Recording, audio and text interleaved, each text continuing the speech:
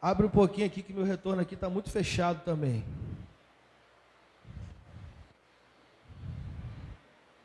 Queridos, Deus ele trouxe um texto ao meu coração, ele fez voltar um texto em que eu já tinha pensado sobre ele, mas esse texto ele volta ao meu coração e falou muito ao meu coração, e eu quero dividir isso na expectativa de abençoar você da mesma maneira como o meu coração foi abençoado. Quero um pouquinho mais de retorno aqui. Então, por gentileza, abra comigo a sua Bíblia no livro dos Salmos. Livro dos Salmos, capítulo de número 51. Agora melhorou aqui para mim. Livro dos Salmos, capítulo de número 51. Vamos ler aí o versículo 10, o versículo 11 e 12. Nós estamos diante de um texto muito conhecido de nós, onde nós não vamos ter complicações para discernir o que Deus de fato deseja compartilhar ao nosso coração.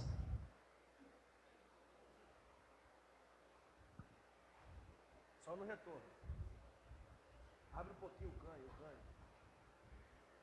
Amém, irmãos? Salmo 51, versículo 10, 11 e 12 diz assim: Cria em mim, ó Deus, um coração puro, e renova dentro de mim um espírito inabalável. Não me repulses da tua presença, nem retires de mim o teu Santo Espírito.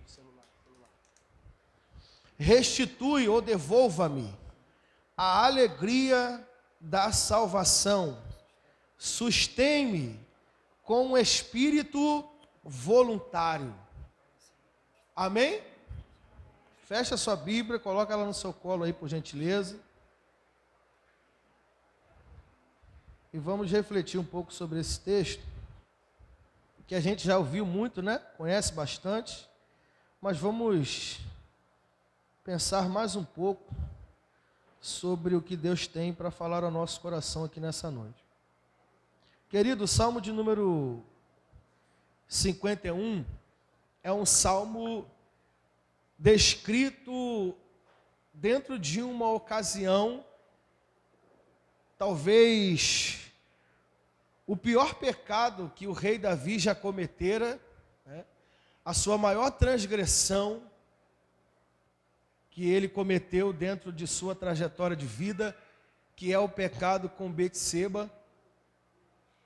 E na medida com que Davi comete esse pecado, pratica essa transgressão e age dessa maneira, até dizer violentamente, né, diante de um pecado que ele comete, é por causa dessa atitude que esse salmo está aqui hoje escrito para nós. É mediante essa condição, esse momento da vida de Davi, em que ele vai escrever e descrever esse salmo como uma forma de cântico, mediante esse momento da sua vida. Tanto é que nós conhecemos esse salmo como a oração de confissão, a oração de arrependimento de Davi. E esse salmo ele deveria ser para nós o maior exemplo de oração. O maior exemplo de oração quando nós chegamos diante de Deus. Se nós tomássemos esse salmo como exemplo, dificilmente nós permaneceríamos prostrados nas nossas vidas diante das quedas que ocorrem no nosso dia a dia, no processo de nossa trajetória. Então ele está diante de um pecado que vocês conhecem muito bem essa história, aonde ele decide, dentro de um período de 1 ano, ficar em casa, num tempo onde os exércitos, e especialmente os exércitos de Israel, estavam saindo para a guerra, estavam saindo para tomar territórios. Os reinos na antiguidade cresciam, eles se expandiam com domínios territoriais. Ou seja, os exércitos tomavam outras terras e dominavam, e assim iam expandindo o seu reino. Então era chamado quando nesse tempo aqui era chamado de guerra de expansão. Ou seja, eles estavam tomando territórios para expandir o seu reino. E nesse período, Davi, ele decide ficar em casa. Eu começo a aplicar algumas coisas dentro desse texto que nós vamos meditar nessa introdução, que eu acho interessante e relevante falar para a nossa vida. Perceba que toda essa trajetória, a gente vai falar sobre uma história conhecida, trágica, mas com um final de restauração, apesar das consequências. Apesar das consequências. E eu quero dizer uma coisa para você nessa noite. Existe um Deus aqui hoje, disposto a restaurar a sua vida. Mas tudo vai iniciar, tudo que vai acontecer em cima de uma base. E qual é essa base? É esse problema chamado ficar em casa. Será que você consegue ver isso no texto, sim ou não? Analise essa história depois para você ver. Tudo que vai acontecer diante da história que nós vamos mencionar aqui hoje, começa com essa decisão de Davi. Ele decide ficar em casa. Cuidado com essa decisão de ficar em casa, ela pode ser mais perigosa do que você pensa. Amém? Cuidado com essa decisão de ficar em casa, ela pode pesar muito mais do que parece. Porque tudo que ocorreu após isso aqui, está baseado nessa atitude. O rei decide ficar em casa. E é aí que o adversário olha e diz: agora eu tenho uma condição de pegar ele. Eu quero que você entenda que você serve um Deus Todo-Poderoso, mas há um adversário contra as nossas vidas que ele é astucioso, amém? Ele é sagaz. Quer ver um exemplo disso? Ele fez isso com Jesus. Jesus vai para o deserto, levado pelo Espírito, passa 40 dias e 40 noites jejuando, e aí o texto diz assim, e ele teve? Aí o que acontece depois? Se aproximando o tentador. Olha a sagacidade dele. Perceba que ele sempre vai esperar um momento aonde você dá um espaço. 40 dias, olha como ele é paciente. Ele esperou 40 dias. Quando Jesus teve fome, ele diz: agora é o momento de eu me aproximar dele e tentar, porque a fome é a legalidade que ele precisa. Enquanto o rei está na guerra, ele não tem espaço para penetrar ele, porque ele está em combate. Mas no momento que ele decide, pensando em dizer: eu vou ficar em casa para descansar, ele diz: é agora a oportunidade que eu tenho. Por quê? Porque quem está na guerra está conectado com a batalha, sim ou não? Quem está na guerra está conectado com a visão do adversário, está atento à visão do adversário. Ele está usando as armas espirituais. Quem está em casa se desliga. Quem está em casa se desconecta. Quem está em casa se dispersa. Quem está em casa tira a visão do alvo. Quem está em casa descansa. Quem está em casa relaxa. E é nesse momento que o adversário se aproxima e flecha o teu coração. Cuidado, que hoje nós estamos entrando numa vibe de ficar em casa, não precisa ir para a igreja. Cuidado com esse negócio. Porque isso pode ser muito mais perigoso do que você imagina. Cuidado. Muito cuidado com esse negócio, porque é aqui o ponto de partida. O rei decide ficar em casa. É daqui que vai começar toda a queda dele. Porque ele fica em casa, deita à tarde para descansar. Levanta, relaxado, descansado. Enquanto os irmãos, os servos dele estão na guerra, batalhando, lutando. Aí ele levanta, lá no topo do terraço, lá no topo do palácio, visão ampla. Aí ele vai, abre a janela e anda na varanda do seu palácio. Aí quando ele olha, já tem um manjazão preparado para ele ver. Porque quem descansa sempre vai ver as coisas, irmão. Quem descansa sempre vai ver o mal diante dos seus olhos. Aí ele olha e vê Betseba tomando banho. E ele deseja ela. Aí manda o soldado chamar ela e vai possuir ela. Só que aí vai acontecer algo que ele não espera, igual a gente também não espera diante do que a gente faz. A gente não espera que vai acontecer isso. Aí ela vai engravidar. Vai mandar avisar ele: ó, estou grávida. E agora? Agora ele vai começar um processo de estratégia. Ele vai começar um processo de elaboração de planos para tentar, de fato, sair da situação em que ele se encontrou. Então ele recebe a notícia da gravidez e manda avisar Joabe. envia Urias. Manda ele vir que eu quero saber notícias da guerra. Joabe envia, o rei está te chamando, leva notícias da guerra. Urias chega. Como é que está a guerra? Como é que está Joabe? Como é que está o soldado? Tá tudo bem, estamos indo, estamos levando as coisas lá. Deus tem dado a vitória. Ele vai dando as informações. Aí o rei diz assim, faz o seguinte, Urias. Vai para casa, porque tu veio de uma longa jornada. Tu já tem guerreado há muitos dias. Vai para casa, come, bebe e se deita com a sua esposa. Mas ele está mal intencionado. Ele está fazendo isso com malícia. E Deus não honra isso. Deus não honra isso. Deus vai jogar por terra toda a trama. Não tem jeito. Existia uma lei em Israel, naquele período, que determinava que aqueles soldados que estivessem em período de guerra, estivessem batalhando, lutando pelo exército, não poderia se deitar com a sua esposa. Então olha o nível da cegueira que o pecado faz com a gente. O próprio rei está burlando a lei. Porque isso era lei mosaica na época. O próprio rei, na tentativa de encobrir o seu pecado, burla a lei, vai lá. Mas Urias não. Urias sabe que existe uma lei, um mandamento sobre ele. Ele diz, não posso fazer isso. É lei, os soldados que estão servindo ao exército na guerra não podem se deitar com sua esposa. Aí o rei está crente que solucionou o problema.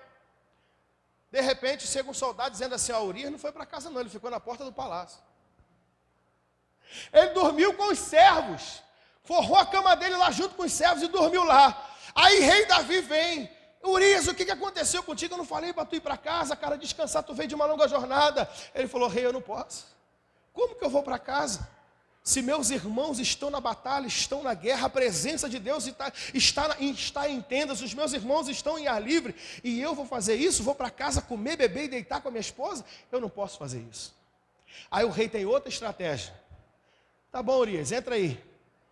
Vamos beber, vamos comer.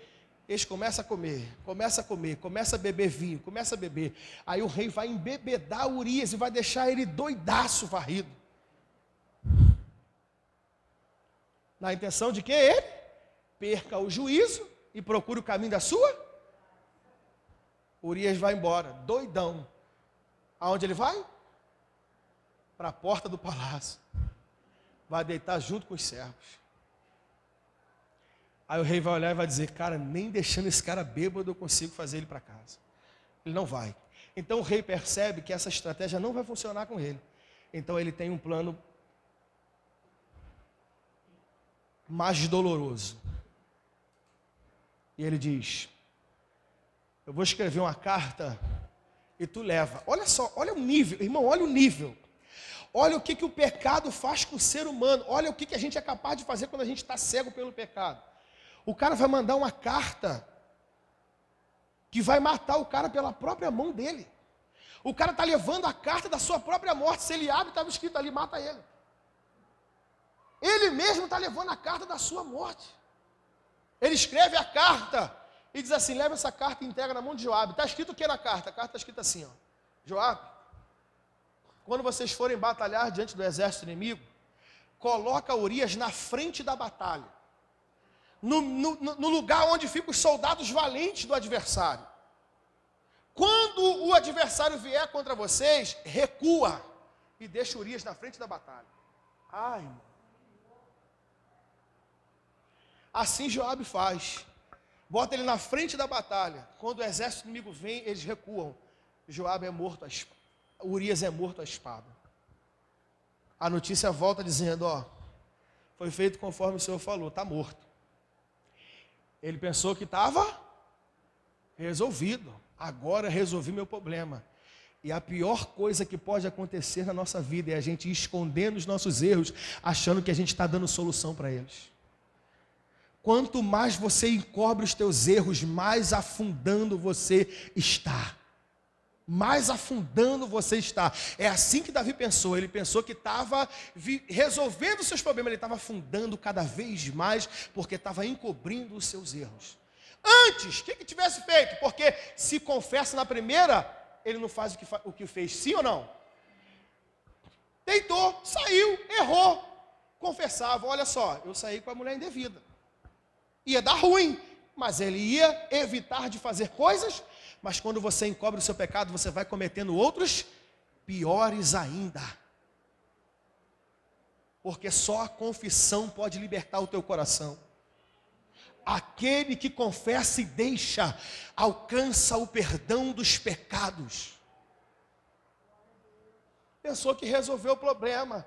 Bom, agora eu vou ficar com a mulher bonitona, vou pegar o filho que é meu, vou criar, sem problema nenhum. Aí quando ele pensa que a paz está reinando, o profeta Natan bate na porta da casa dele. Não é isso?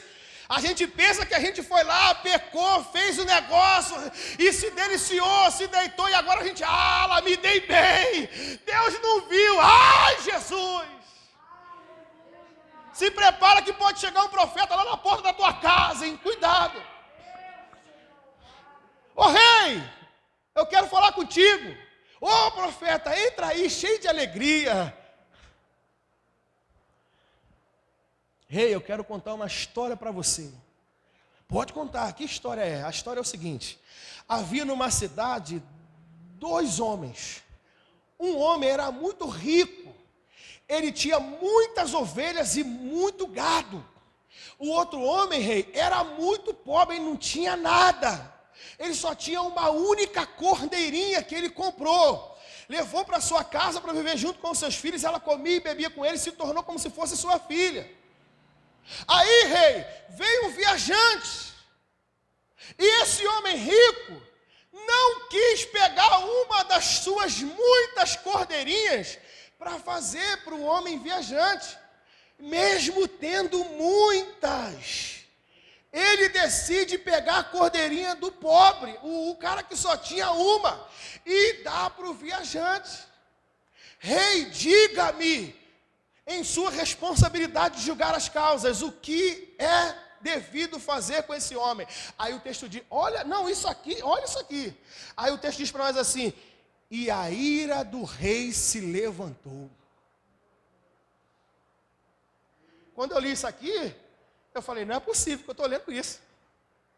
Olha o texto, e a ira do rei se levantou. Pensa comigo, ele devia se irar aqui? Sim ou não? Ele devia se irar aqui? O que ele devia sentir aqui? O que ele devia sentir aqui? Piedade, misericórdia, compaixão. Por quê? Porque a tendência é que aquele que caiu, aquele que pecou, aquele que falhou, aquele que sabe as consequências do seu erro, ele seja piedoso com o... Peraí, que história é essa? Como é que o cara, no estado que sabe, o estado que está, consegue se irar com o outro? Como é que alguém em sã consciência do que fez, consegue se irar com o feito do outro? E o pior, porque o texto diz, sabe de que ele é digno? De morte. Se irou e disse que o cara é digno de morte. Mas como pode você, no estado que você está, fazendo o que você está fazendo, dar um julgamento de morte para o outro? Não é possível. Porque sabe o que eu penso? Se é eu que estou nesse lugar aqui, consciente do que eu estou fazendo, do que eu fiz, do que eu cometi, se alguém chega para mim e fala de um erro, eu falo, misericórdia, Deus, porque eu também faço isso. Porque eu também cometo esses erros. Como pode a gente dar uma sentença para o outro que a gente não dá para nós? Como pode a gente sentenciar o outro, sendo que a gente vive a mesma coisa, ou pior ainda? Como isso é possível? Olha o que vai acontecer por causa disso, preste atenção. Olha o peso de você fazer um julgamento do outro e esquecer de que você também está passível do mesmo juízo. E quando você faz esse julgamento injusto, ele volta para você. Olha o que o texto vai dizer. Irou. Ele é digno de morte. E outra coisa, vamos fazer. Porque ele não teve compaixão do cara que só tinha uma e não tinha mais nada. O homem rico vai ter que dar o quádruplo de cordeirinha para o homem que perdeu a única ovelha. O homem tinha uma. O rei julga dizendo assim, ele vai ter que restituir com 4. Está no texto. Esse foi o julgamento que ele deu para o homem rico, que em vez de dar a cordeirinha ao visitante, pegou a única que o cara tinha. Então ele julgou a causa dizendo, ele vai ter que restituir 4 vezes. Agora, o juízo que ele deu para o homem rico caiu sobre quem? Caiu sobre quem? Sobre ele mesmo. O juízo que ele liberou sobre o homem, quem colheu foi ele, porque ele perdeu 4 filhos. As 4 cordeiras que ele queria ser que o homem restituísse, ele perdeu. O primeiro filho que ele teve com Betseba morreu. Aminon matou o irmão que violentou Tamar. Absalão, não foi? Foi. Absalão matou Aminon porque violentou Tamar. Joabe matou Absalão na guerra. E Adonias morreu na tentativa de usurpar o trono de Salomão. 4 filhos ele perdeu. Porque ele deu um julgamento injusto. Cuidado. Por isso que eu sou a favor de tenha misericórdia. Porque você também escorrega. Você também falha. Como que você tem a capacidade de mandar queimar o outro, sabendo na condição que você está, cara? Que capacidade é essa? Que hipocrisia é essa? Olha para o seu estado, você está deteriorando, mas tu está julgando o outro, dizendo ele é digno de morte. Pô, ele é digno de morte, e eu, cara? E eu? Não, vão matar, e eu? Eu sou digno de quê, cara? O juízo que ele dá vem sobre a casa dele. Perde os 4 filhos. Aquilo que ele tirou de Urias, Deus tirou 4 vezes dele. O mesmo juízo que ele deu, Deus trouxe sobre ele. Ele tirou a única coisa que Urias tinha. Deus tirou os 4 filhos dele para dizer, você não mandou restituir 4 vezes? Eu vou restituir 4 vezes, vou tirar teus 4 filhos.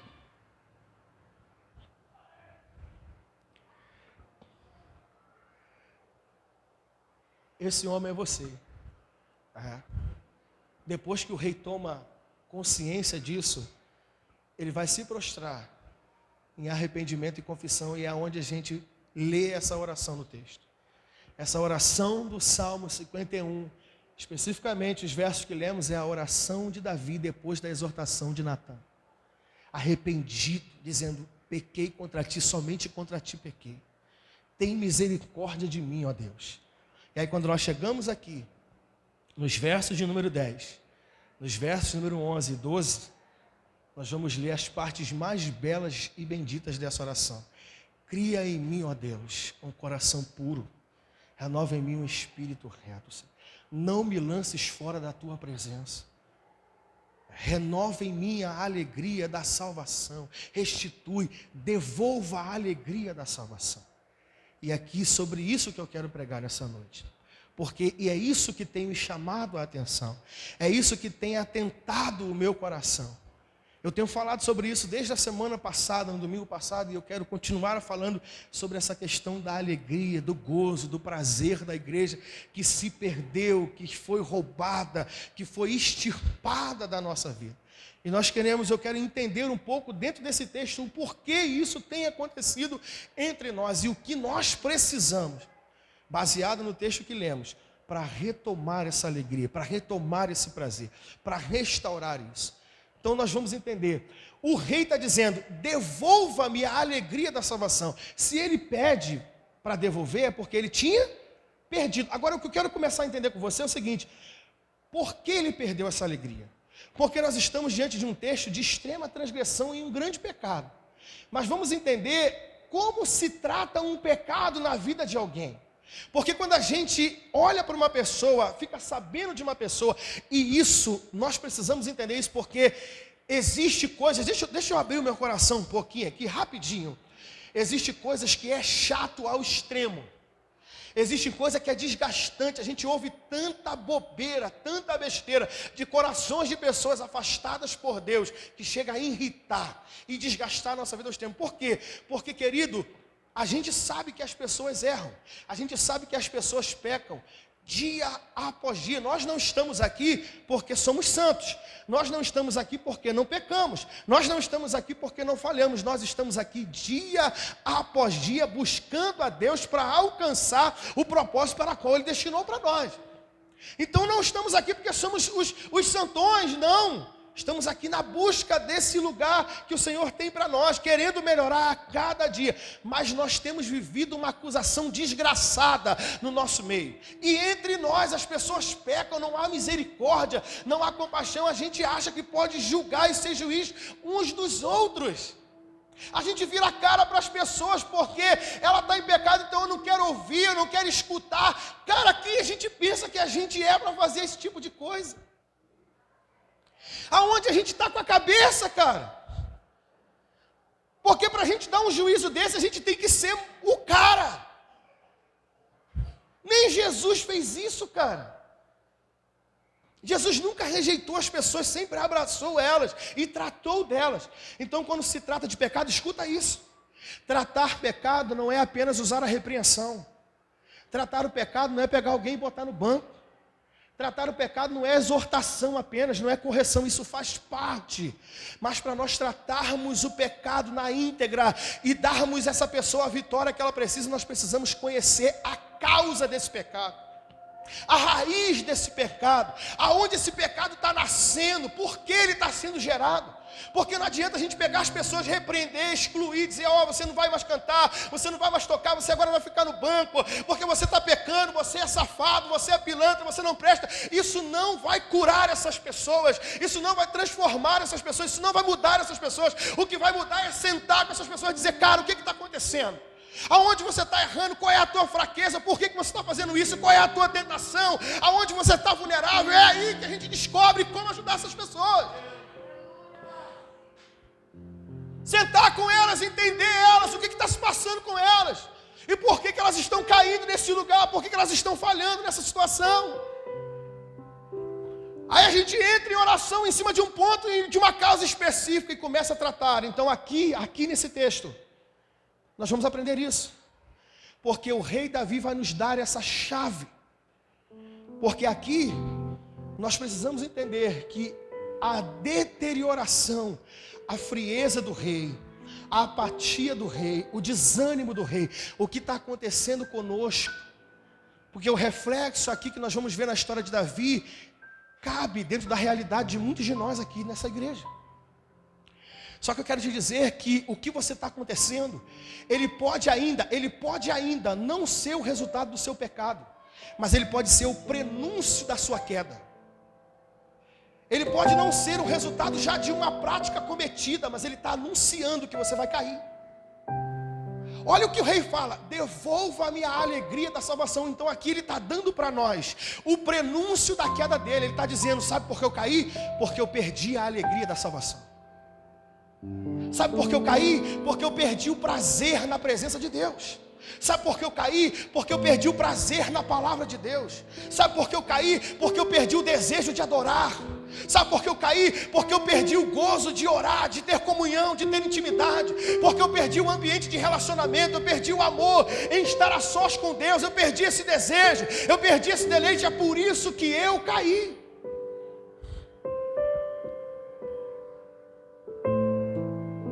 Deixa eu te dizer uma coisa.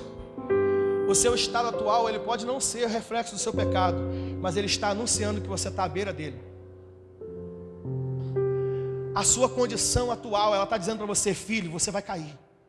Você vai padecer, você vai tombar, você vai esfriar, você vai morrer. Ela está anunciando isso para você, querido. Só que muitas das vezes a gente não consegue perceber que Deus está nos dando sinais de que nós estamos à beira da queda. Então eu queria que você olhasse para você hoje e pensasse, será que o teu estado, a tua condição, a frieza do teu coração, a apatia, o abatimento de dentro da tua alma, é por conta de um pecado que você já cometeu? Ou de repente você está pensando, o que está acontecendo comigo? Por que eu não pequei ainda? Por que eu estou nessa frieza?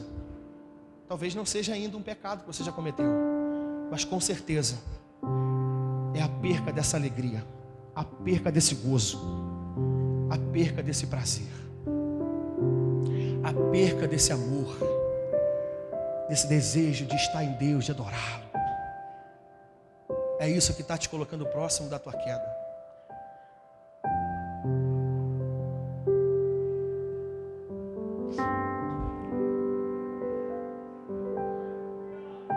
Mas como nós podemos aplicar isso na nossa vida? Essa situação aqui de Davi. Devolva-me a alegria da salvação. Quando isso acontece conosco? Isso aqui acontece quando nós perdemos todo o amor por Deus. E começamos a fazer as coisas por fazer, por regra, por obrigação, por doutrina, por mandamento, por responsabilidade. Mas já não há mais amor em nada que fazemos. Já não há mais paixão, já não há mais prazer em nada que fazemos. Já não há mais alegria, já não há mais gozo. E aí eu queria que você refletisse hoje. De repente você veio no culto hoje, mais uma vez. Domingo, essa é a sua igreja. Eu sou seu pastor. Esse é o seu corpo de membros. Aqui estão os seus irmãos. É o dia do culto, domingo, é o dia de você vir congregar com a sua igreja. Você tomou banho, você se arrumou, você saiu da sua casa, você veio para cá, você sentou nessa cadeira, você adorou, você cantou louvores, você está ouvindo a palavra de Deus e daqui a pouco nós vamos terminar o culto e você vai voltar para sua casa. Mas eu queria que você refletisse comigo, como que foi que você chegou aqui? Como você veio para esse ambiente? Como você entrou nesse lugar? Como tem sido o teu culto até aqui? O que é que te trouxe? Será que você veio por responsabilidade? Porque você tinha uma função na portaria? Porque você tem que ligar o som? Porque você tem que servir a ceia? Porque você tem a cantina? Será que foi a responsabilidade que te trouxe? Ou será que foi apenas a religiosidade que te trouxe? Hoje é domingo, eu preciso ir para a igreja. Domingo é dia de culto. Eu preciso ir para a igreja. O que é que te trouxe? Porque é isso que pesa para o Senhor. O fato de nós estarmos aqui, ele pode não ser significante. Mas o que nos traz é o que de fato significa para Ele. O que nos fez chegar aqui hoje. Por que nós estamos aqui sentados? Quais são as esperanças do nosso coração? Quais são as expectativas do nosso coração? Quais são os anseios do nosso coração? Quais são os desejos da nossa alma? O que nós esperamos viver nessa noite, viver nesse lugar? Como nós esperamos sair desse lugar ao término desse culto? Qual o efeito que nós esperamos durante a semana desse culto que temos vivido aqui hoje? Ou é mais uma rotina diária da nossa vida?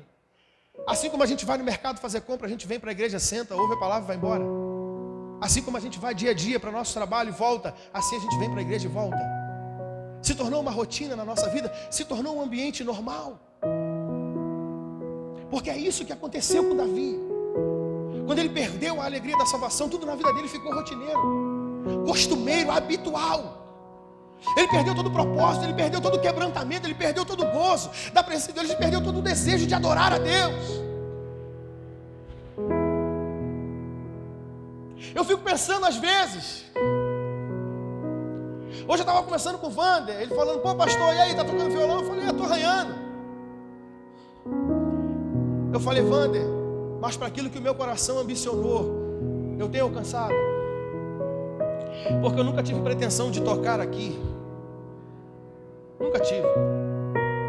E sei que não tenho essa possibilidade, essa condição para fazer isso. Mas o anseio do meu coração foi aprender a fazer apenas algumas notas, para através de uma canção dizer para Ele o quanto eu o amo. Eu só sei fazer um rezinho e mal um dozinho. Não sei nada mais. Mas dá para cantar com um mi, dá para cantar com lá e dá para cantar com si. A tua presença é real aqui nesse lugar. Dá para cantar. Dá para dizer os meus sentimentos. Dá para expressar a minha alegria. Talvez as notas não se encaixem com perfeições, as batidas não sejam perfeitas, mas os meus sentimentos estão subindo. O meu amor está sendo revelado, a minha alegria está sendo manifestada. O meu prazer de estar com Ele está sendo transmitido ao seu coração. Porque, queridos, as habilidades, os dons e os talentos em nada tocam a Deus. Deus não se comove com habilidades. Deus não se comove com talentos. Deus se comove com sentimentos. O que mexe com Deus é isso que bate dentro de você, é o que pulsa dentro de você, é isso que toca Ele.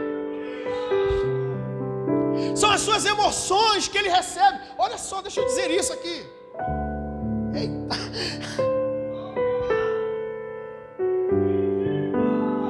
Deixa eu dizer isso, escute isso, preste atenção. O ser humano, ele é feito de 3 coisas. É o que chamamos de tricotomia: corpo, alma e espírito. Corpo fala de sensações, 5 sentidos, sensações do corpo. Espírito é a vida em nós. Alma fala do nosso prazer. Alma fala das nossas vontades. Alma fala das nossas emoções. Aí quem não se lembra de Marcos capítulo 8, versículo 36?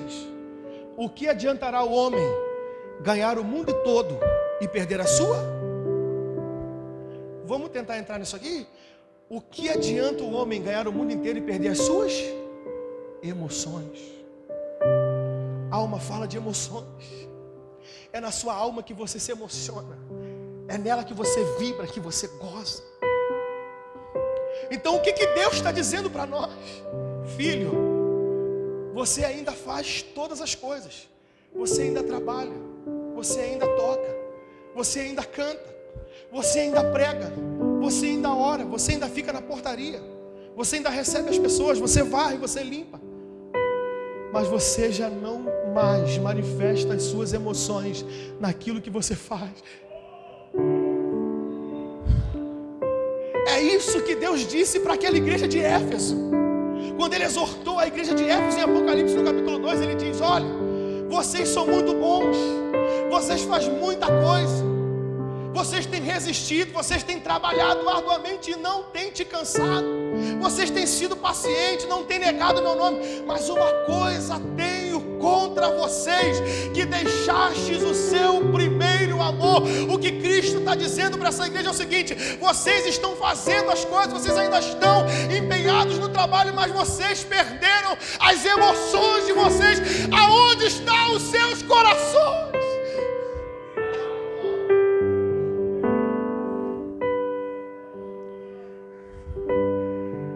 Deus tem tido tudo nosso. Deus tem tido nossas mãos, Deus tem tido nossos pés, Deus tem tido nossas pernas, Deus tem tido nossa cabeça, Deus tem tido nossas costas, nossos ombros, Deus tem tido nossa força, mas Ele quer mais que isso. Ele quer as nossas emoções, Ele quer o nosso coração. É isso que Ele quer, querido. É isso que Ele tem buscado em nós outra vez. Esse é o clamor, é o grito de Davi: restaura as minhas emoções.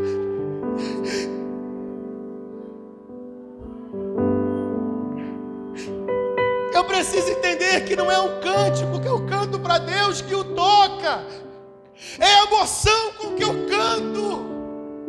Não é a música que eu canto que mexe com o coração dele, é a alegria com que eu entoo essa canção.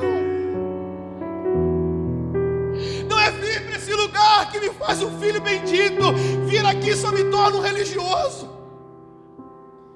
Mas se vir aqui em busca da sua face, se vir aqui dar uma resposta de amor, se vir aqui adorar de todo o meu coração, então isso tem significância. Isso é recebido no céu. Como não se lembrar do que Deus disse para Israel? Olha só isso, eu estava em casa e estava pensando. Olha às vezes o que Deus precisa fazer conosco para nos fazer ter sentimentos de novo. Olha isso, Bruninha. Olha o que Deus precisa fazer conosco, Júlio, para restaurar os sentimentos dentro de nós. Porque cuidado, os trabalhos nem sempre agradam a Deus. Se eles estão sem sentimentos, eles estão sendo inúteis. Olha o que Deus faz. Deus levanta o profeta Jeremias para profetizar para o povo e diz assim: olha, se rende ao rei Nabucodonosor da Babilônia, porque ele vai vir com o seu exército poderoso e vai levar vocês, e vocês não têm como sair. Eles estavam pensando, nós vamos se juntar com o Egito e vamos conseguir vencer. O profeta Jeremias está dizendo, não vai, nem se juntando com o Egito, ele vai levar vocês, vai matar todo mundo. Tem que haver rendição, se renda, vocês serão escravos da Babilônia, mas Deus restaurará vocês em 70 anos. Olha o que Deus faz, não é para restaurar o trabalho deles, está entendendo? Deus não faz isso para fazer você voltar a varrer a igreja. Deus não faz isso para fazer você limpar o ventilador. Ele faz isso para restaurar sentimento. Porque Ele está gritando, dizendo, cadê os teus sentimentos? Cadê as tuas emoções? Cadê o teu prazer? Eu estou gritando com saudade disso. Deus está com saudade das nossas emoções, dos nossos sentimentos. Ele leva toda uma nação para uma nação inimiga, faz eles passarem 70 anos cativos dos inimigos. Mas o profeta Daniel, Sérgio, profetiza, e Jeremias corrobora dizendo, não dei ouvido. Ele escreve uma carta no capítulo 29, lá no verso 13, dizendo, não dei ouvido aos falsos profetas que estão dizendo que vocês vão sair daí um ano. Não vai. Deus disse que vocês vão passar aí 70 anos, porém, quando passarem os 70 anos, vocês voltarão.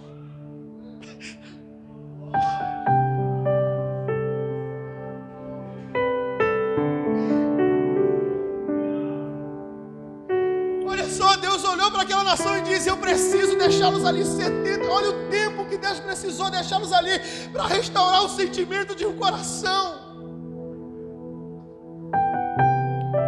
70 anos, o Senhor disse, mas quando vocês retornarem, quando vocês voltarem, o texto diz assim, vocês me buscarão de todo o vosso.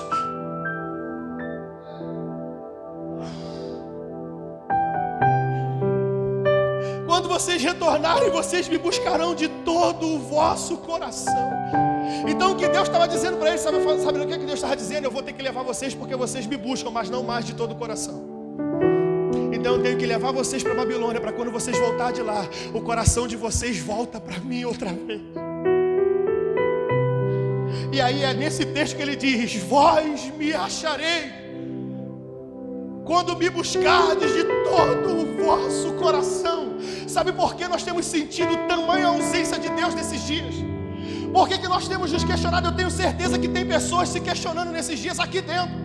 O que está acontecendo, pastor, com a presença de Deus? Você tem questionado a você mesmo, o que está acontecendo com a presença do Espírito? O que está acontecendo com a manifestação, com o poder de Deus? Eu não tenho sentido mais o toque de Deus, eu não tenho sentido mais a presença de Deus, o abraço de Deus. O que está acontecendo? O que está acontecendo é que o teu coração se esfriou, cara. Não tem nada a ver com a igreja, tem a ver com nós, tem a ver com o estado em que a gente está, com a condição que as coisas aqui dentro estão. Seja sincero, como que você entrou por essas portas hoje? Seja sincero.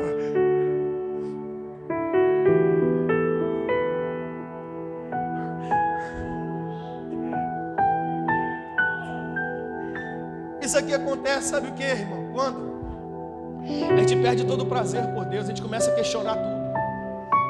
Tudo que faz na igreja a gente questiona, nada mais está bom. Tudo está ruim. Não tem mais prazer em cantar os cânticos. A intimidade é substituída pela religiosidade. Esse é o resultado de perder a alegria da salvação. Vê se não é assim que nós estamos. Eu tenho falado isso, eu tenho conversado com algumas pessoas. Eu nunca vi um tempo em que a gente tem tantos questionadores. A igreja está cheia de questionadores. Nós hoje só estamos faltando pedir os membros para saber o que pode fazer ou não. Se a gente for fazer alguma coisa aqui, a gente tem que reunir os membros e dizer, aí eu posso fazer? Você gosta? Fica do seu jeito, vai te agradar? Porque se a gente faz, a gente é questionado de todos os lados.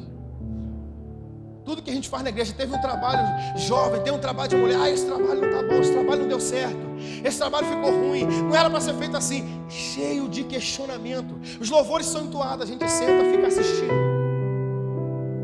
Nós entramos por essa porta não ansiando intimidade com Deus, mas sim religiosamente. Isso é resultado da perca da alegria da salvação. Eu quero dizer para você, a mesma oração que Davi fez, você precisa fazer hoje. Devolva-me a alegria da salvação. Nós precisamos fazer a mesma oração que Davi fez. Seja consciente, cara, a igreja não está com problema. A igreja é a mesma, mas você está com muitos problemas. O teu coração está com muitos problemas. A tua alma está com muitos problemas. Muitos. E vamos ver aqui 3 coisas para a gente fechar. Rapidinho. 3 pontos na vida de Davi e 3 pontos para que a gente viva essa restauração. Olha só.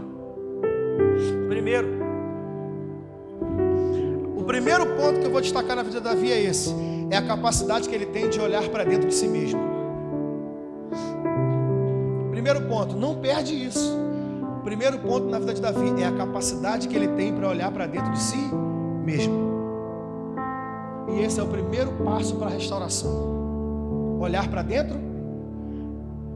Não se engane. Você nunca vai experimentar uma restauração olhando para os outros. Nunca vai.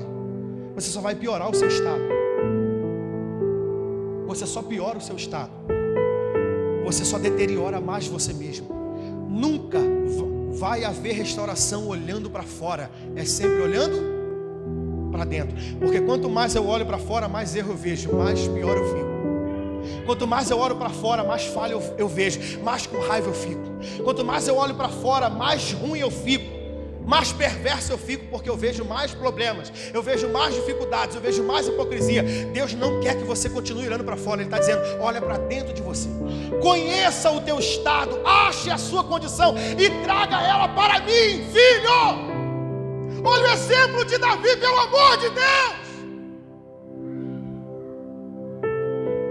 Quando o pecado dele foi exposto, para quem que ele olhou? Para quem que ele olhou? Ele olhou para dentro dele e encontrou os seus problemas. E foi diretamente para Deus com aquilo que achou nele e disse, olha, eu pequei. Eu estou mal, eu estou quebrado, os meus ossos estão secos. Eu estou envelhecendo, eu estou sem força. Eu estou vazio, eu estou sem alegria. Eu perdi tudo. Não tem restauração para você se você continuar olhando para os outros. Olha para dentro de você, porque você tem muita coisa para achar em você, cara.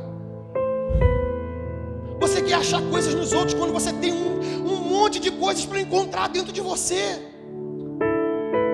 Olha para você a partir de hoje, começa a encontrar o que está dentro de você e começa a apresentar isso para Deus, e Ele vai restaurar a sua vida. Na vida de Davi, o primeiro passo para a restauração é olhar para dentro de si mesmo.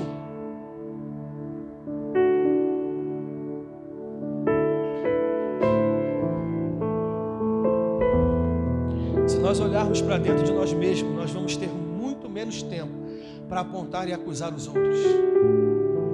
Muito menos tempo, querido. Porque vai ter tanta coisa para trabalhar aqui dentro, sim ou não? A gente não vai ter tempo para olhar para fora. Segundo ponto.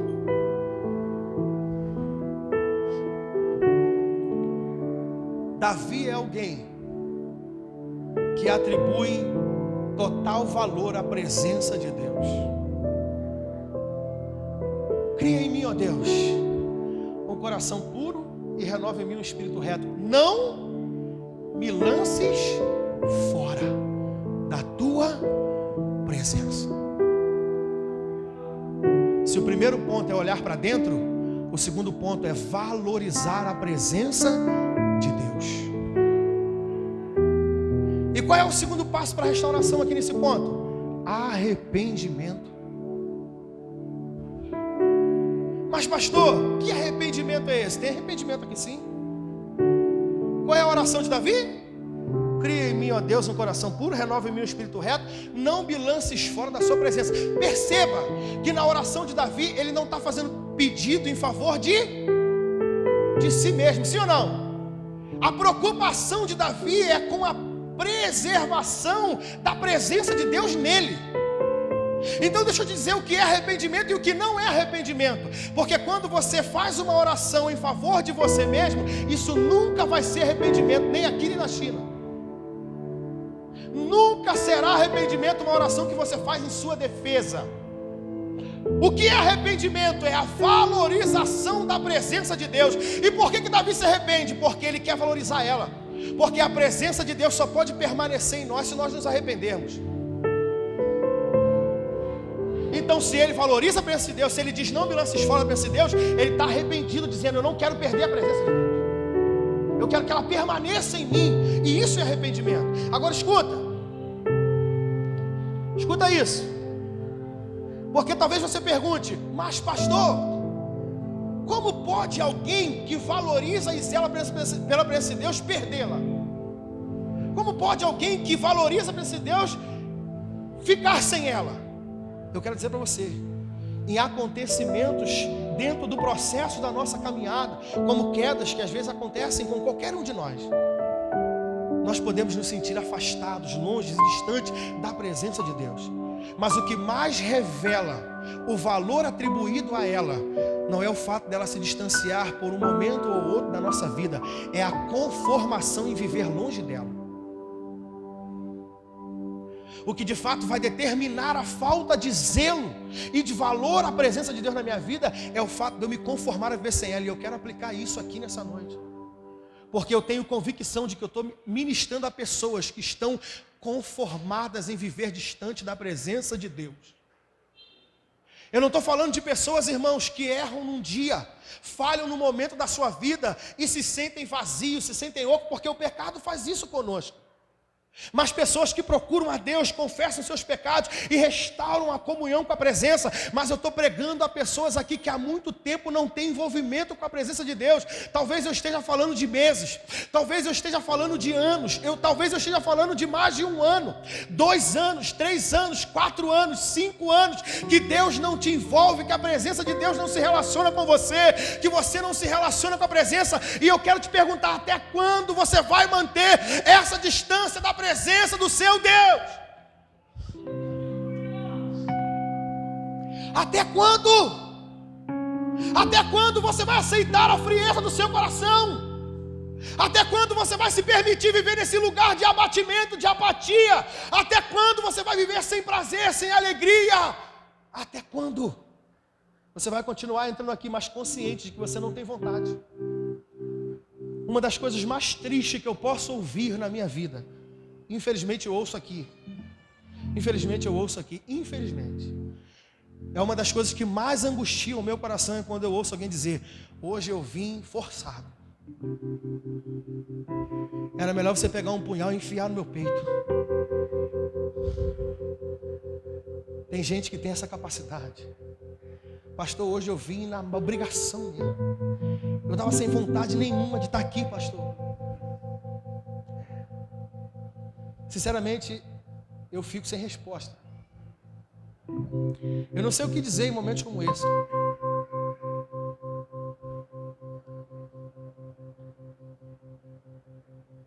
Porque não é que isso não possa acontecer em um momento ou outro na sua vida. A questão é ver você assim há dias, há meses, há anos, entrando cabeça baixa, entrando sem alegria, entrando sem prazer, entrando desgostoso, entrando sem expectativa. Vai e vem, volta, vai e vem, volta. Nem sentido mais você tem de vir aqui. Talvez você nem saiba mais por que você vem aqui. Só Deus sabe o que está dentro do seu coração e da sua mente. Mas talvez você se pergunte: o que eu ainda estou fazendo lá? Por que eu ainda vou à igreja? Sinto mais nada, não tenho prazer, não tenho vontade nenhuma mais. Tem pessoas vivendo isso. O problema não é um momento ou outro, o problema é você conformar-se com esse período extenso de distanciamento. Olha aqui, Davi não fez isso. Enquanto ele estava inconsciente do seu pecado, ele estava continuando. Mas quando o profeta exortou ele, prontamente ele se humilhou, irmãos. Prontamente. Ele não esperou mais nem 1 minuto. Ele não esperou mais nem 1 hora. Quando o profeta saiu, ele de prontamente se jogou aos pés do Senhor e gritou, gemeu, chorou e implorou, dizendo: eu não posso ficar sem a tua presença. Como é que você consegue? Como que você consegue ficar tanto tempo longe, manter dentro de você esse estado frio, indiferente, sem sentir nada. Como que você consegue?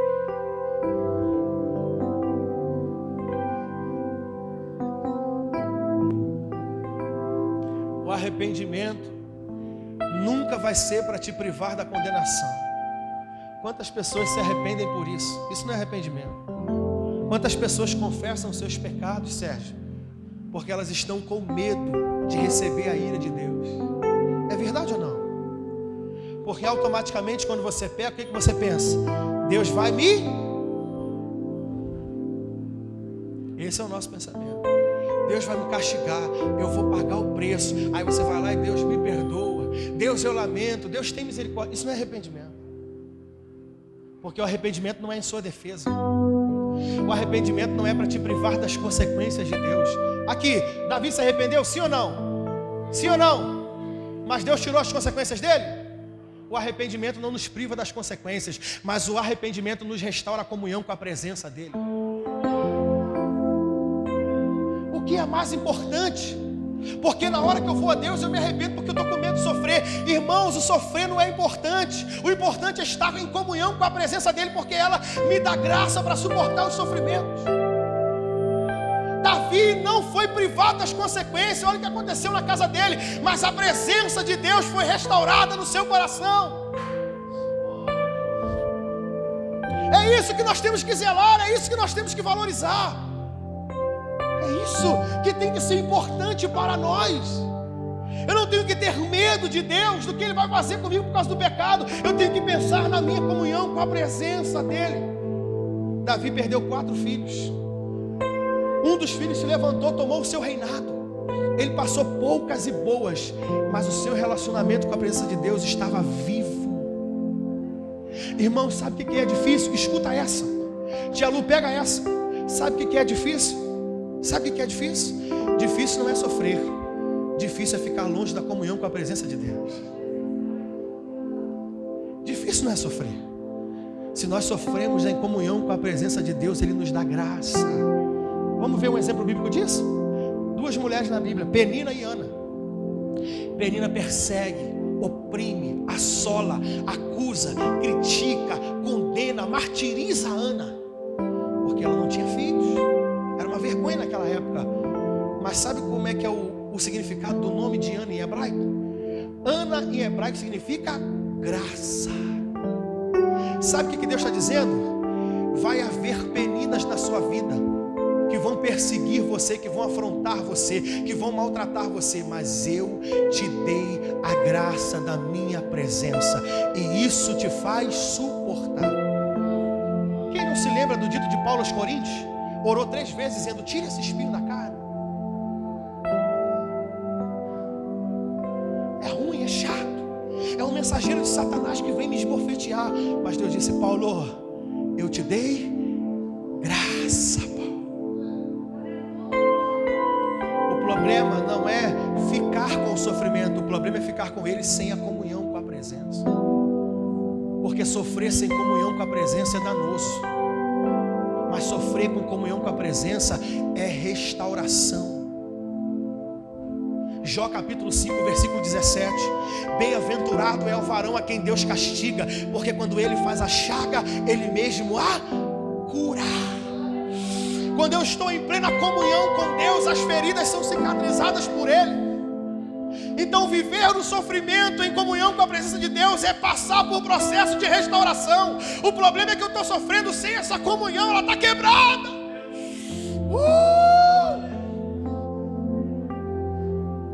Por que a minha geração não suporta o sofrimento? Por que a minha geração não suporta os vales, não suporta os desertos? Porque a comunhão e a relação com a presença está quebrada.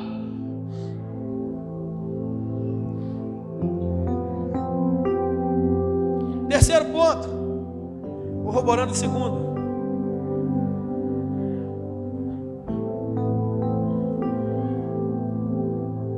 A presença de Deus está acima de posições. Você consegue entender isso, Rose? Sim ou não? A presença de Deus está acima de posições.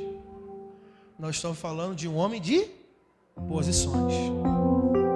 Nós estamos falando do maior monarca de Israel, o maior rei da história de Israel. Um homem que construiu grandes riquezas, grandes impérios, que unificou o reino, que fez grandes obras, que venceu inúmeras guerras. Um homem de renome, um homem considerado, conceituado, temido. É esse homem que vai abrir mão da posição dele para manter a presença de Deus no seu coração. Oi. Quantos de nós temos os privados de nos arrependermos só porque a gente canta, só porque a gente toca, só porque a gente faz uma oração no altar? A gente está se escondendo por causa de um instrumento, a gente está se escondendo por causa de um cargo, por causa de um ministério, por causa de um chamado. Eu quero dizer para você, Deus não quer isso para você, querido. Deus não quer você escondido atrás do que Ele te deu.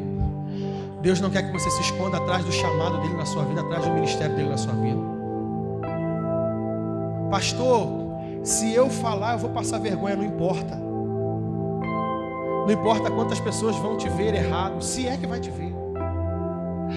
As pessoas vão perder o respeito sobre mim. A gente pensa isso, não pensa? As pessoas vão deixar de me admirar, é o contrário. Elas deixam de admirar porque elas estão vendo que você está morto e não confessam. As pessoas perdem o respeito por nós porque elas já estão vendo que a vida já se perdeu em você e você está arrastando ela do jeito que ela está. Não, queridos. É um homem que olha para o seu cenário e não pensa no que tem. Ele não pensa no que ele pode perder em material. Ele não pensa no que ele pode perder em valores. A única coisa que passa na mente dele é o seguinte: não me lances fora da tua... irmãos, imagine se nós pesássemos a mesma coisa diante das nossas falhas. A nossa vida seria outra. Mas nós não pesamos essa presença. O cara é rei, o cara tem um monte de coisa, ele tem muito a perder, mas ele não se importa com nada. Ele está vidrado na presença de Deus, dizendo assim: não, eu não me importo com reinado, eu não me importo com palácio, eu não me importo com conforto, eu não me importo com mulheres. Não importa o que eu perca nesse mundo físico, o que eu não posso ficar é sem a tua presença. Isso eu não posso ficar sem ela, não. Então o terceiro ponto da vida de Davi, o terceiro passo para a restauração é valorizar a presença acima dos posicionamentos, sejam eles espirituais, sejam eles políticos, sejam eles sociais. Não importa, ela tem que ser valorizada acima de todas as coisas na sua vida, queridos. Esse é o único caminho para a nossa restauração, o único. Porque se nós não recuperarmos esse prazer em Deus, se nós não recuperarmos essa alegria em Deus, se nós não recuperarmos o amor pela obra de Deus, se nós não trazermos de volta o nosso coração, o nosso sentimento, nós continuaremos nesse lugar de abatimento e de apatia, como mortos na presença de Deus, como sepultados, como sepulcros caiados, como vales de ossos secos que não tem vida, que está oco totalmente. Porque é isso que com certeza tem acontecido conosco. E nós só vamos restaurar isso à medida que assumirmos a nossa condição diante de Deus e pedirmos a Ele, assim como Davi pediu.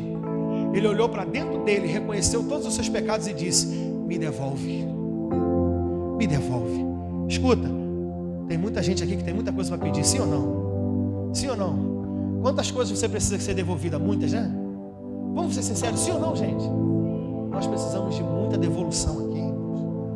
Nós temos muitos motivos para dizer: Deus, me devolve essa graça, me devolve essa unção, me devolve essa virtude, me devolve essa essência, me devolve esse amor, me devolve essa paixão, me devolve a misericórdia, me devolve a compaixão, me devolve a alegria, me devolve a paz, me devolve o gozo, o prazer de estar aqui, a alegria de te adorar, o desejo de te louvar, de cantar louvores para ti. Me devolve, me devolve, me devolve, Senhor. Nós precisamos hoje fazer essa mesma oração de Davi.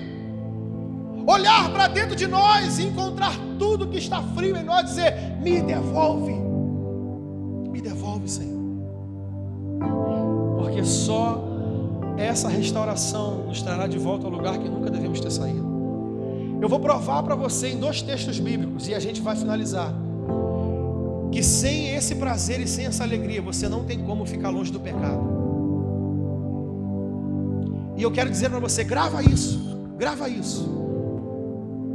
O seu principal estado de morte espiritual, ele não está ligado apenas ao seu pecado. Ele está ligado ao seu estado antes do pecado. Deixa eu dizer uma coisa. O nosso estado de morte espiritual, ele não é sempre o resultado do nosso pecado. Ele é o resultado do esfriamento do nosso amor. Resultado do esfriamento do nosso amor. Eu não morri quando pequei. Eu pequei quando morri. Entende? Quem entende isso? Eu não morri quando pequei. Eu pequei quando morri.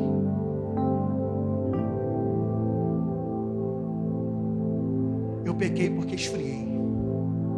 Eu pequei porque perdi o prazer. Eu pequei porque perdi o gozo. Sabe por quê? Porque tudo na nossa vida funciona. O Silvio vai gostar dessa agora. Ele estava doido para eu falar isso aqui. Vou falar agora. Porque tudo aqui dentro, tudo aqui dentro desse negócio chamado coração funciona como um processo de substituição. Isso aqui nunca fica vazio. Nunca fica vazio. A gente sempre procura algo para colocar aqui dentro. Então, quando o amor pela presença vai embora, quando a paixão pela presença se perde, quando a alegria, quando o prazer de se relacionar com essa presença deixa esse lugar aqui, o que ele faz? Ele procura outra coisa para substituir, para colocar no lugar, porque ele não suporta ficar vazio. O coração não suporta ficar vazio. Então, quando você se esfria dentro do prazer e do amor em Deus, ele começa a procurar os prazeres lá fora. Ele começa a se substituir. A alegria da salvação vai se perdendo, o prazer da salvação vai se perdendo, o amor pela presença vai se perdendo, e ele começa a procurar prazer lá fora. Ele começa a procurar prazer na farra, na bebida, nas mulheres, na promiscuidade, nas relações sexuais, nos bailes, nas distrações, no futebol, nas brincadeiras, no lazer, nos passeios, na viagem. Ele começa a buscar prazer mundanos. Por quê? Porque ele está dizendo assim: eu estou vazio. Essa busca pelos prazeres carnais é o prenúncio do esvaziamento que está dentro de você. Ele está anunciando, dizendo: eu estou vazio, não tem nada mais aqui.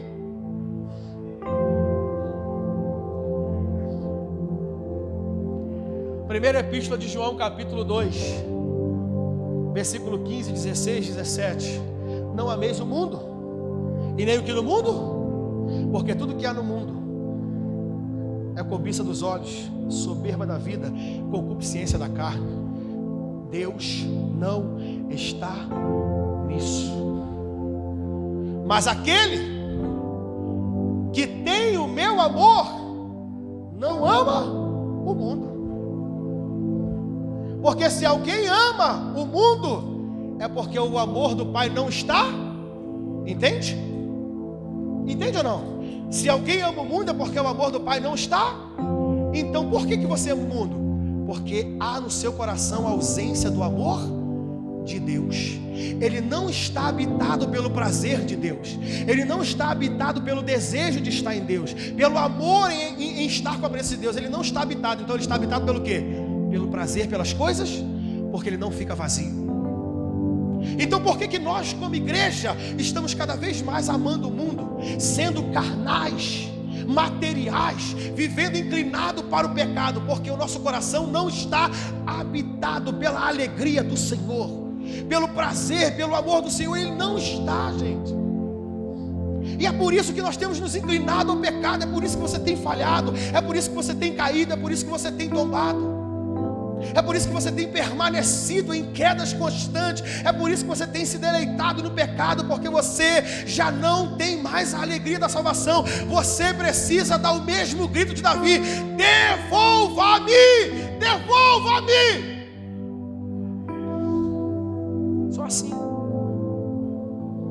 Só assim você vai ser restaurado.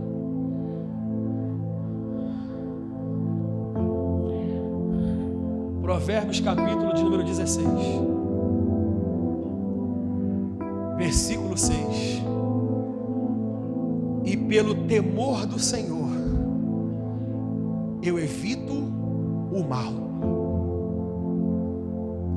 E pelo temor do Senhor eu evito o mal. Êxodo capítulo 1, versículo 17. Faraó dá uma ordem para 2 parteiras, Cifra e Puá, dizendo: entre nas casas e mate todos os meninos que tiver lá. As meninas deixem viver, os meninos matem. Ele quer parar o crescimento dos hebreus dentro do Egito. As parteiras entram na casa. Quando as parteiras chegam diante do menino, o texto diz assim para nós, versículo 17 do capítulo 1 de Êxodo, o texto diz assim: e as parteiras, Cifra e Puá, temeram ao Senhor e não obedeceram à ordem do rei. O que me preserva do pecado? É o temor ao Senhor. Temor, dentro de suas vertentes, no hebraico significa amor. Não é possível que eu não possa entender isso. Então o que o texto quer dizer para nós? Quando você me ama, filho, você me teme. E se você me teme, você se afasta do mal. Você evita o mal. Se você me ama, você rejeita o mal. Se você me ama, você não pratica o mal, você se afasta. Elas estavam debaixo de ordem, mas por temer e amar a Deus, elas disseram: não vamos obedecer. O temor do Senhor me faz evitar o mal. Você entende quando eu preciso voltar para isso? Ter prazer em Deus, se alegrar em Deus é muito mais do que religião, gente. É viver uma vida cristã, de filho de Deus. É estar totalmente revestido dessa capacidade para renunciar àquilo que o mundo me oferece, que me distancia de Deus, que me afasta de Deus. Nós precisamos ser sinceros e fazer que nem Davi. Vamos esquecer o resto. Vamos esquecer o resto. Vamos esquecer as pessoas, vamos esquecer o que aconteceu, vamos esquecer os problemas, vamos esquecer tudo. A única coisa que a gente tem que fazer hoje é olhar para cá. É olhar para cá e pensar: cara, o que está acontecendo comigo? Quem eu tenho sido? Que tipo de pessoa eu estou sendo? Que tipo de marido eu tenho sido? Que tipo de esposa eu tenho sido? Que tipo de pai eu tenho sido? Que tipo de amigo? Que tipo de irmão? Que tipo de cristão? Que tipo de filho eu tenho sido? Que servo eu tenho sido? Como que está a minha vida? Como eu tenho andado? Como estão as minhas práticas? Cara, eu tenho que olhar para mim, eu tenho que enxergar os meus defeitos, eu tenho que encontrar os meus erros, porque senão eu não posso levá-los para Deus, porque eu não os conheço. Aqui, olha isso, Salmo 51, versículo 3, o mesmo salmo que a gente leu, mas o versículo 3, olha o que ele diz, orando a Deus: pois eu conheço as minhas transgressões. Olha o que ele diz: eu conheço as minhas transgressões. Pensa nessa pergunta: você conhece mais as suas ou as dos outros? Quais são as transgressões que você conhece mais? As suas ou as dos outros? De repente a gente conhece mais os erros dos outros que o nosso. A gente conhece mais o pecado do outro. Se a gente perguntar sobre o irmão, você vai fazer uma informação plena. O cara faz isso, ele é assim, assim. E o seu? Você conhece os seus? Para viver uma restauração, você precisa conhecer os seus erros. Os seus. Então hoje nós entramos aqui, Davi, para conhecer quem nós somos e não quem os outros têm sido diante de nós. Nós entramos aqui para conhecer quem nós somos. Quem é você? Quem você tem sido?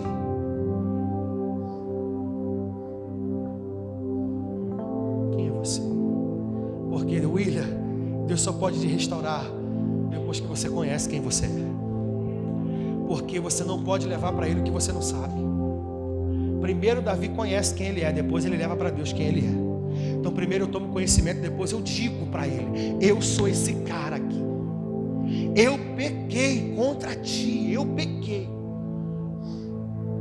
Eu tenho certeza, eu sinto isso fortemente no meu coração, Se nós que estamos nessa noite fizermos uma oração com tamanha sinceridade como fez esse homem, rasgarmos a nossa alma, o nosso coração como fez esse cara, eu tenho certeza e convicção de que Deus tem uma restauração para você hoje.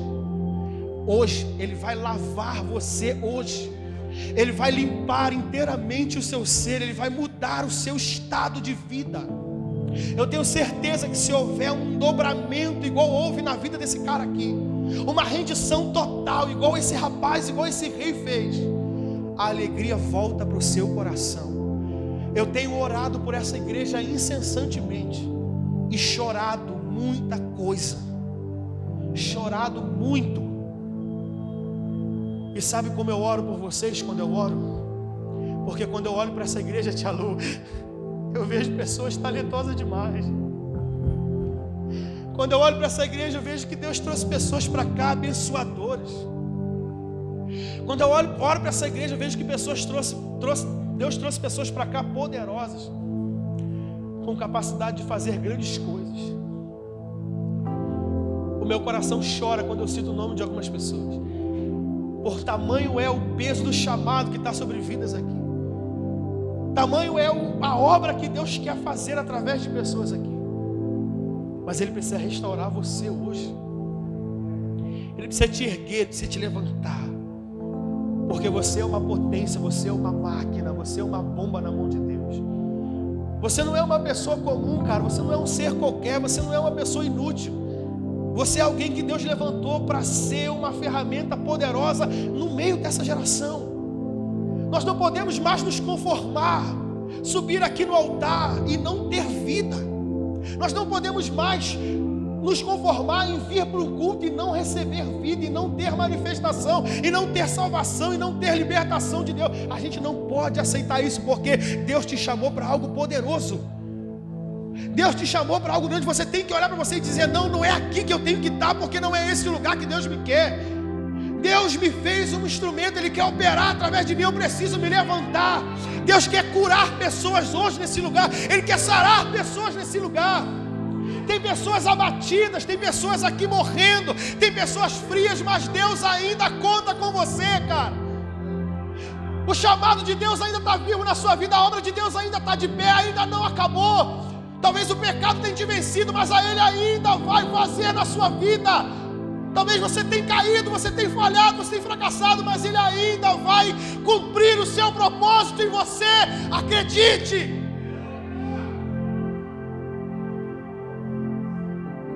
Talvez eu esteja falando para pessoas aqui desmotivadas, irmãos, que não querem mais viver nada, que querem desistir, que querem abandonar.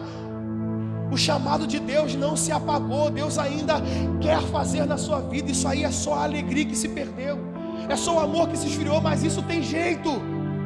Isso tem jeito. Olha o que Ele disse para a igreja: lembra-te de onde caístes e volta. Lembra de quem você é hoje, de quem você foi um dia, e volta para o lugar aonde Deus um dia te colocou.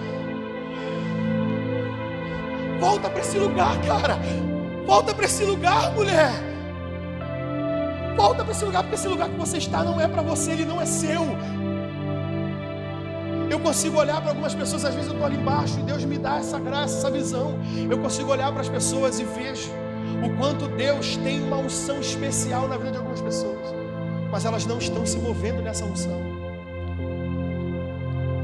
Eu vejo o quanto Deus derramou algo poderoso. Às vezes eu chego em casa e eu comento com a minha esposa, porque com ela eu posso comentar.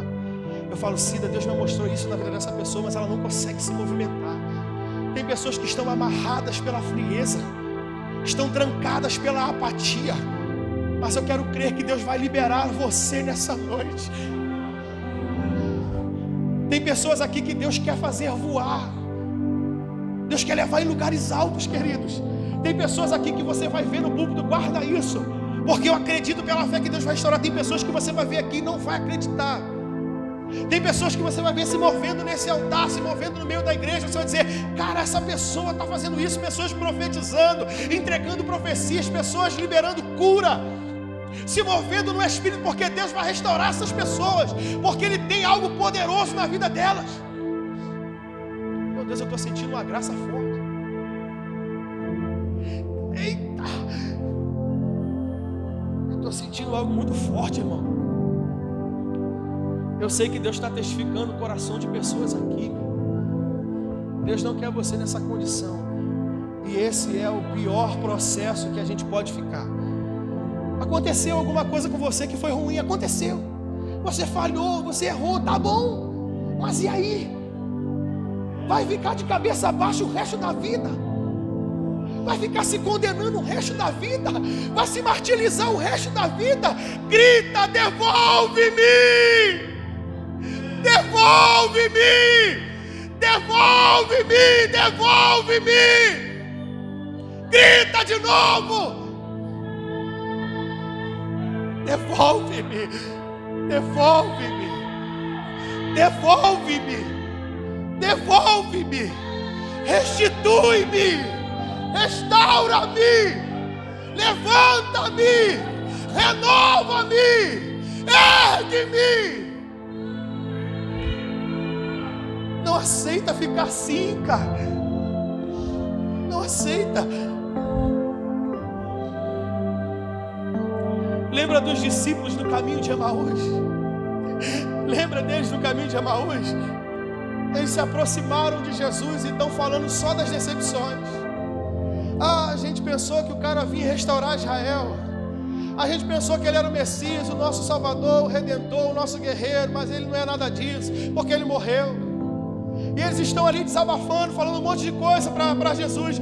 Mas o que o Senhor falou no meu coração quando eu li aquela passagem é o seguinte: filho, eu estou disposto a te ouvir nas tuas decepções e dores, mas no final dos seus desabafos eu quero que você diga que você quer levantar.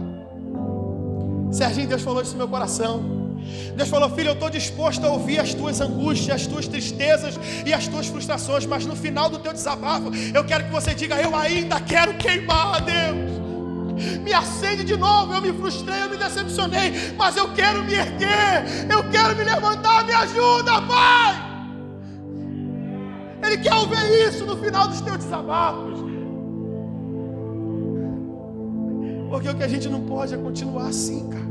Nós somos igreja do Senhor. Nós somos a noiva do Cordeiro, a lâmpada, a luz desse mundo, o sal dessa terra. Ele quer fazer através de nós. Se ergue, anima-te. Nós precisamos fazer uma oração muito genuína e sincera nessa noite e dizer isso para Deus: devolva-me a alegria, Senhor. Devolva-me o prazer. Você tem que ser sincero, você tem que achar o que está acontecendo com você. Você tem que olhar para você nas orações que a gente vai fazer aqui agora. Você tem que olhar para dentro de você e achar o que aconteceu contigo. Olha para dentro de você, se pergunta para você mesmo: o que aconteceu comigo? Eita, meu Deus. O que aconteceu comigo? O que aconteceu com os meus sentimentos, com as minhas emoções, com o meu coração? O que aconteceu comigo? Quem eu me tornei? Para onde eu estou indo? O que eu estou vivendo? Lembra do teu chamado, lembra do teu ministério. Lembra das promessas que Deus te fez. Lembra do que Ele te prometeu. Lembra disso. Lembra de onde caíste e volta. Lembra de onde você parou. Lembra a alegria que você entrava nesse lugar. Lembra o prazer que você tinha quando você entrava. Lembra como você levantava as mãos para adorar a Deus. Lembra como você deitava no chão. Lembra como você se movia no meio da igreja. Lembra como você largava o instrumento, profetizava sobre vidas. Lembra as visitas que você fazia. Lembra de quem um dia você foi. Porque essa lembrança vai te fazer voltar para o lugar que você nunca devia ter saído.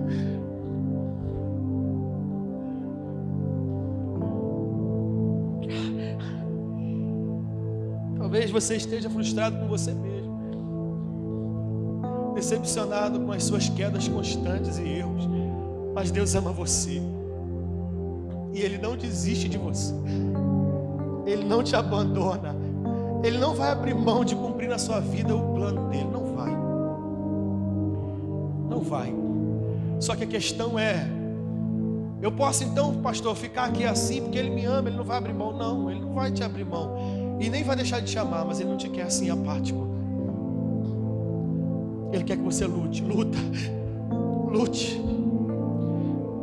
Puxe um pouquinho mais de força. Talvez você só tenha mais um pouquinho de força. Só mais um pouquinho, mas use essa força. Lute hoje, lute mais um pouquinho. Guerreie nesse lugar, para que você volte para onde um dia você esteve. Lute. Ai, que saudade de ouvir sua voz. Eu tenho, e ele tem muita. Não sabe a saudade que ele sente de nós, é muito grande, irmão. É muito grande a saudade que ele tem de nós.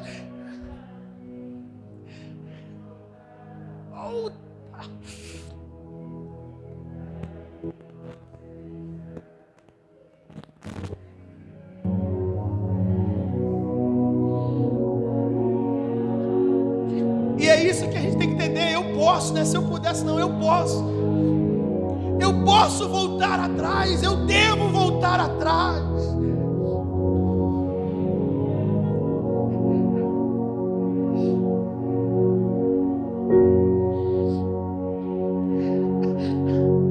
Que isso?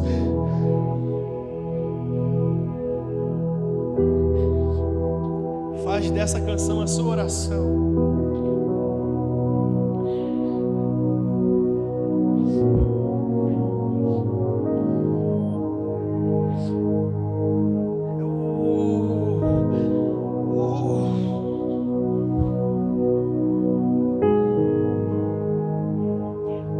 Olha para dentro de você, se encontra agora. Enquanto nós ministramos, vai orando em cima dessa canção e se acha. Se encontra em quem você é hoje, se encontra. Você tem que se achar. Você tem que olhar para você e ver quem você se tornou. Porque só assim você vai sair daqui restituído nessa noite. Só assim. Se encontra, se encontra. Que saudade de ouvir sua voz ainda descer. Ah, que vontade de voltar ao jardim da inocência. Se eu pudesse, voltaria atrás e não faria novamente o que fiz. É isso que ele quer que você faça. Troquei minha comunhão pela escuridão da noite. Em trevas tornei os meus dias. Ah, que saudade,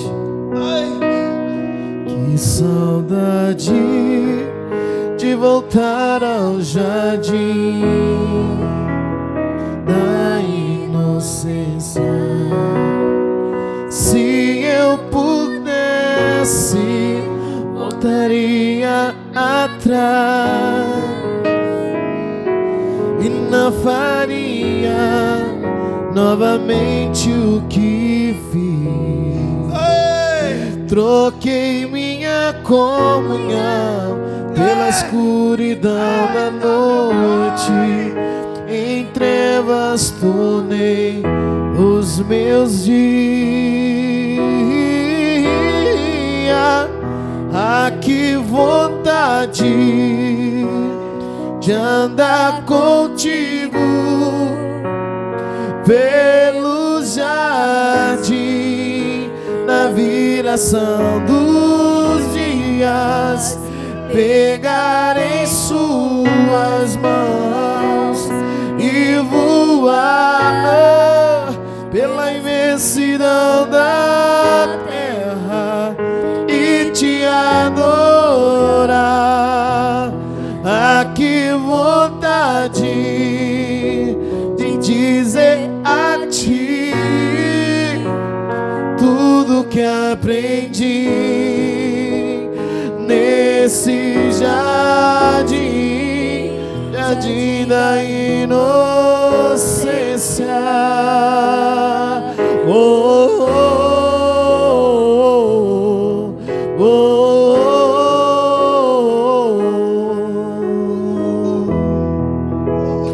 Ah, que vontade de voltar ao Nessa hora que você jardim fala, devolve. da E vai voltar para esse inocência. lugar dos teus braços. Se eu pudesse, voltaria atrás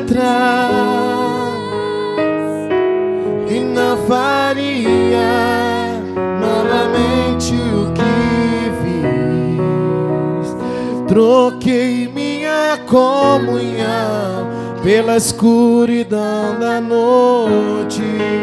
Em trevas tornei os meus dias. Ah, que vontade de andar contigo pelo jardim, na viração dos dias, pegar em suas mãos e voar pela imensidão da terra e te adorar. Ah, que vontade de dizer a ti tudo que aprendi nesse jardim, jardim da inocência. Oh, oh, oh, oh, oh.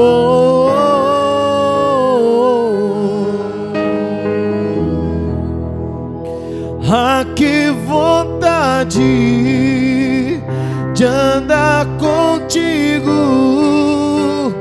pelo jardim, na viração dos dias, pegar em suas mãos e voar pela imensidão da terra e te adorar.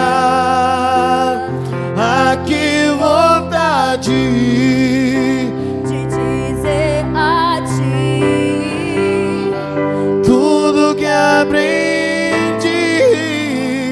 nesse jardim, jardim da inocência. Oh, oh, jardim da inocência.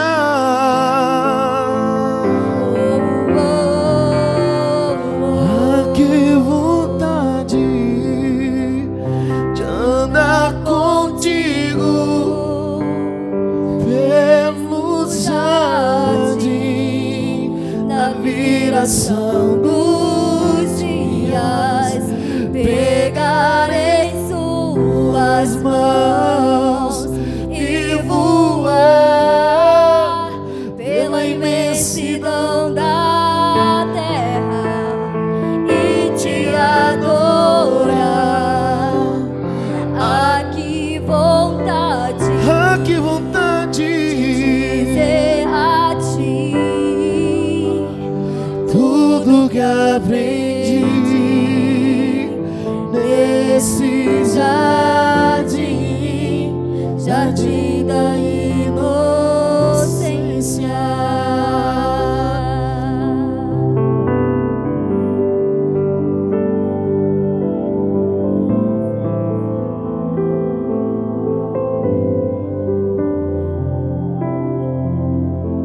É algo tão forte que eu sinto no meu peito, irmão. Eu sinto um amor de Deus tão grande nessa noite.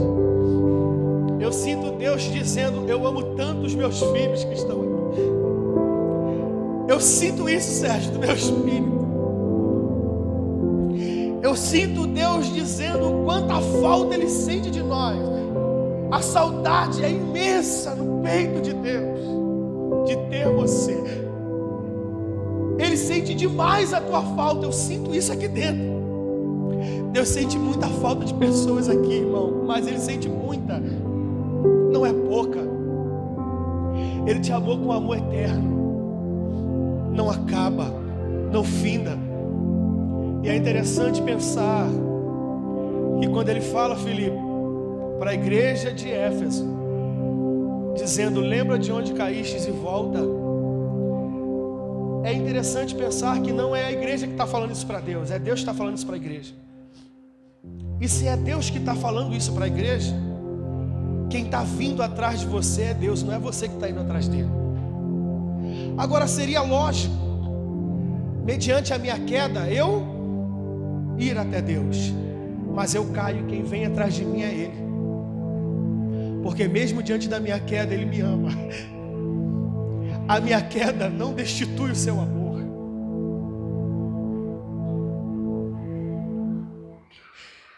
A minha queda não anula o seu carinho. Lembra de Adão no Éden? Ele peca e se esconde, mas vem Deus atrás dele. A igreja de Éfeso esfriou no primeiro amor, perdeu o prazer e a alegria, mas vem Deus atrás dela dizendo, volta, porque eu te quero. Volta porque eu quero cumprir em você os meus planos. Volta porque eu quero cumprir os meus propósitos. Volta porque eu quero cumprir as minhas promessas. Volta porque eu quero manifestar o meu reino em você e através de você. Acende o teu coração.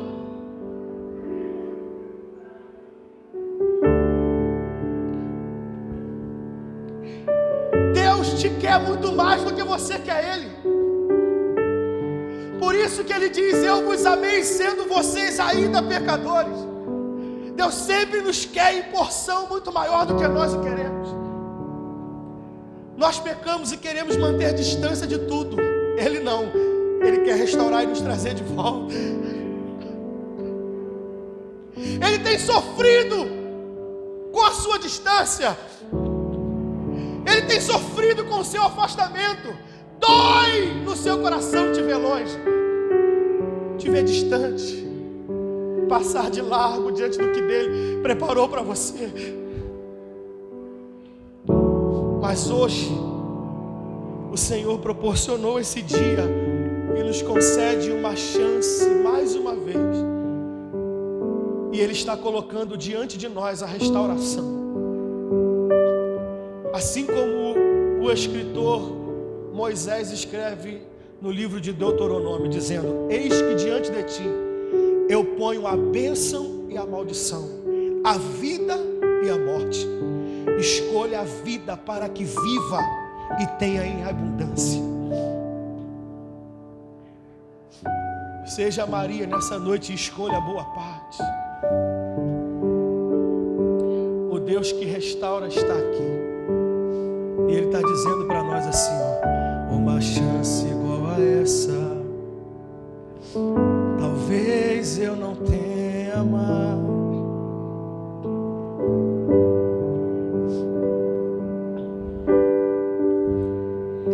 Uma chance igual a essa, talvez eu não tenha mais.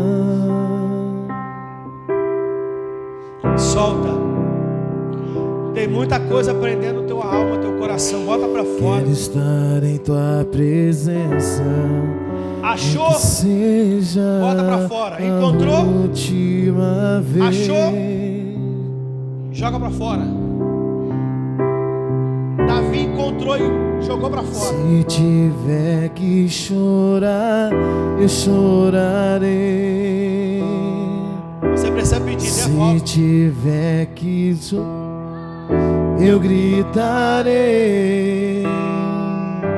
Se tiver que humilhar meu espírito, assim o farei. Se eu tiver que humilhar, eu vou me humilhar. Mais uma Mas eu não vou ficar chance. sem a tua presença. Eu quero nascer do teu espírito. É. Eu quero matar minha carne, fazer tua vontade, doce Espírito, que a minha Meu filho, minha filha, volta pra fora. seja tua vida, Jesus. Deixa eu sair porque eu quero curar a tua alma nessa noite. Eu quero te curar nessa noite. Eu quero matar minha carne, Ei! fazer tua vontade, doce Espírito, que a minha vida seja tua vida, Jesus.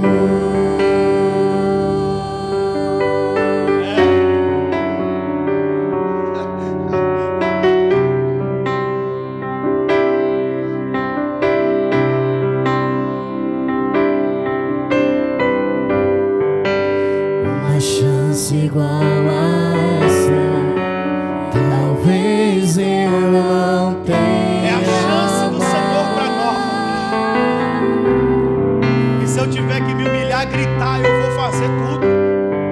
Mas eu não volto para casa sem a tua presença sendo restaurada no meu peito. Nem que seja a última vez.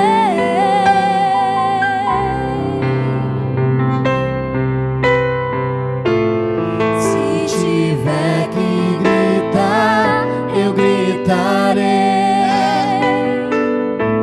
Se tiver que chorar, eu chorarei. Se tiver que humilhar o meu espírito, assim o farei.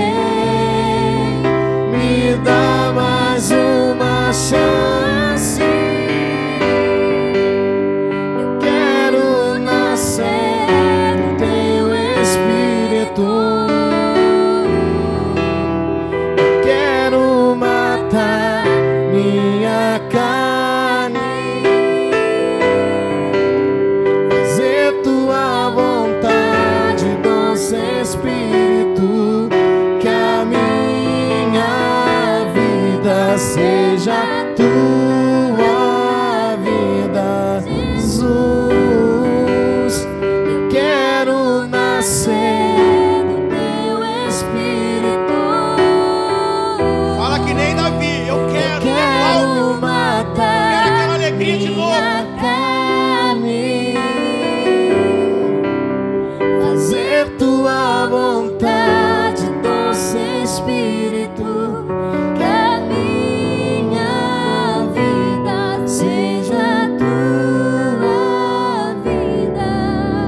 Jesus, você que deseja viver essa restituição, que acredita de todo o seu coração de que essa palavra vem de Deus para a tua alma, porque tudo que eu vivo, vivo pela fé. Eu creio porque o Senhor falou isso ao meu coração e eu quero acreditar e ser fiel a isso. Deus falou comigo, eu quero restaurar pessoas nessa noite, hoje, nesse lugar, filho. Eu quero, meu espírito quer restaurar pessoas. E você que quer viver essa restauração, você que não se envergonha e quer fazer o que Davi fez, que quer ter a mesma coragem, depois que tomou conhecimento do seu estado, foi a Deus e disse: errei, pequei, mas me restaura. Você que olhou para você e viu que não tem mais essa alegria da salvação, que não tem mais prazer em louvar e adorar a Deus, que o seu amor se esfriou. Você está fazendo a obra, você está trabalhando, você está servindo, mas você já está sem amor, você está fazendo sem amor. Você que quer experimentar essa restauração, se você tiver fé e crer, você pode viver isso hoje, nessa noite. Deus quer restaurar a sua vida. Eu quero convidar você a vir aqui para nós fizermos uma oração. Eu quero orar por você e clamar a Deus por essa restauração. Vem aqui na frente rapidinho, para a gente orar pela sua vida e Deus restaurar você hoje. porque a sua prática, a sua atitude, ela é a realidade do seu desejo.